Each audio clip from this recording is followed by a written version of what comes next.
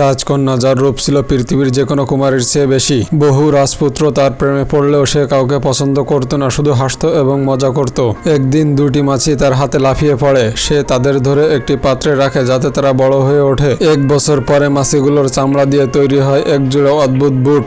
রাজকন্যা ঘোষণা দিল সে তাকে বিয়ে করবে যে ঠিকভাবে বলতে পারবে তার বুট কোন প্রাণীর চামড়া দিয়ে তৈরি। দূর দূরান্তের রাজপুত্রেরা অনুমান করতে এলো, কিন্তু কেউ সঠিক উত্তর দিতে পারল না। তখন এক ভিক্ষুক বেশি যুবক এসে বলল, তোমার জুতো তো মাছির চামড়া দিয়ে তৈরি। রাজকন্যা বিস্ময়ে কেঁপে উঠল, কিন্তু কথা রাখলো, বলল, তুমি ঠিক বলেছ, এখন থেকে আমি তোমার স্ত্রী। সে রাজপুত্রকে বিয়ে করলেও তাকে ভিক্ষুক ভেবে এক কুঁড়ে ঘরে পাঠানো হলো। তাকে ভিক্ষা করতে হয়, রান্না করতে হয় এবং চাষের কাজেও যেতে হয়। একদিন এক কৃষক অভিযোগ করলো সে রাজপুত্রের জমিতে কাজ করছে। তাকে ধরে আনা হয় প্রাসাদে এবং এক কৌশলে তার পকেটে রূপার চামচ ঢুকিয়ে তাকে চোর সাজানো হয় এবং তাকে অন্ধকূপে বন্দী করা হয়। অবশেষে যখন সে অন্ধকূপে বন্দী, তখন রাজপুত্র নিজেই দরজা খুলে তার হাত ধরে বলে, আমি সেই ভিক্ষুক যাকে তুমি সত্যিই ভালোবেসেছিলে। এখন সব কষ্ট শেষ, ফিরে চলো আমার সাথে। তারা একসাথে নতুন জীবন শুরু করে ভালোবাসা ও সম্মানের বন্ধনে।